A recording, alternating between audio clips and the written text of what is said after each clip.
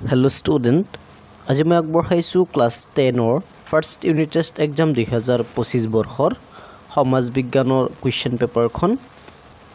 এই কুৱেশ্যন পেপাৰটো সমাধান কৰিম, সলভ কৰিম, এমচিকিউখিনি আলোচনা কৰিম, লগতে বাকি কুৱেশ্যনখিনিও আলোচনা কৰিম। ভিডিঅ'টো প্ৰথমৰ পৰা শেষলৈকে চাবা, যথেষ্টখিনি উপকৃত হ'ব পাৰিবা। প্ৰথমবাৰৰ বাবে চেনেললৈ আহিলে চেনেলটো ছাবস্ক্ৰাইব কৰি ল'বা আৰু এনেধৰণৰ ভিডিঅ' পাবলৈ ন'টিফিকেশ্যন বেল আইকনটো প্ৰেছ কৰি ৰাখিবা।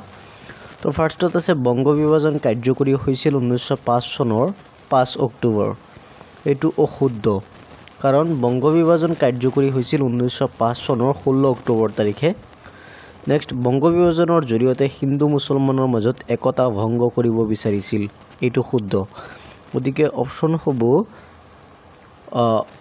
হ'ব ডি নম্বৰটো, এ অশুদ্ধ, বি শুদ্ধ, option D two correct.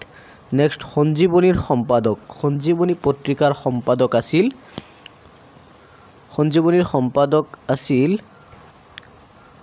Krishna Kumar মিত্ৰ। সঞ্জীৱনী পত্ৰিকাখন লিখিছিল কৃষ্ণ কুমাৰ মিত্ৰ, অপশ্যন বি টু শুদ্ধ, কৃষ্ণ কুমাৰ মিত্ৰ। নেক্সট, বৰ্জনৰ অৰ্থ হৈছে স্বদেশিকতা আৰু স্বদেশিকতাৰ মৰ্মাৰ্থ হৈছে ইংৰাজৰ লগত সৰ্বতো প্ৰকাৰে অসহযোগিতা কৰা। এই উক্তিটো কাৰ? এই উক্তিটো হৈছে অৰবিন্দ ঘোষৰ, option D two correct, Arabinda Ghosh. Next, সৰ্বভাৰতীয় মুছলিম লীগ গঠন হৈছিল 1906 চনত।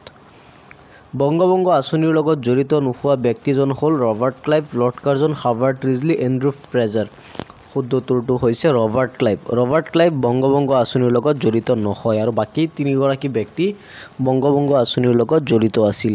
অসম প্ৰদেশখন গঠন কৰা হৈছিল 7 ফেব্ৰুৱাৰী 1874, অপশ্যন এ টু কাৰেক্ট। তলত দিয়াবোৰৰ উপযুক্ত পচন্দৰ সৈতে মিলোৱা। অৱনীন্দ্ৰনাথ ঠাকুৰে বংগীয় কলা সংসদ গঠন কৰিছিল। তাৰপিছত সতীশ চন্দ্ৰ মুখোপাধ্যায়ে দি ডন, আব্দুল হালিম গজনবীয়ে ইউনাইটেড বেংগল ষ্ট'ৰ আৰু নীলৰতন চৰকাৰে বংগলক্ষী কটন মিল। গতিকে শুদ্ধ উত্তৰটো হ'ব অৱনীন্দ্ৰনাথ একৰ বি 2 চি, একৰ বি 2 চি, 3 ডি আৰু 4 এ, অপশ্যন চি নম্বৰটো কাৰেক্ট। সীমান্ত গান্ধী বুলি কাক জনা যায়? খান আব্দুল গফুৰ খান, অপশ্যন ডি টু কাৰেক্ট। সীমান্ত গান্ধী বুলি খান আব্দুল গফুৰ খানক জনা যায়। তাৰপিছত IUCN সংস্থাটো কোনটো আন্তঃৰাষ্ট্ৰীয় সংস্থাৰ অন্তৰ্গত? ইউনেস্কোৰ অন্তৰ্গত। তলৰ কোনবিধ সম্পদ প্ৰাকৃতিক সম্পদ যিটো জীৱীয় আৰু নৱীকৰণযোগ্য? শুদ্ধ উত্তৰটো হৈছে উদ্ভিদ জীৱীয় আৰু নৱীকৰণযোগ্য।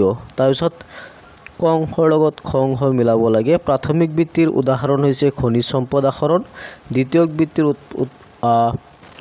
উদাহৰণ হৈছে শিল্প উৎপাদন, তৃতীয় ভিত্তিক উদাহৰণ হৈছে যাতায়ত, চতুৰ্থ ভিত্তিক উদাহৰণ হৈছে প্ৰচাৰ মাধ্যম। গতিকে এৰ 3 বিৰ 1, চিৰ 4 আৰু ডিৰ 2। গতিকে অপশ্যন এ নম্বৰটো কাৰেক্ট।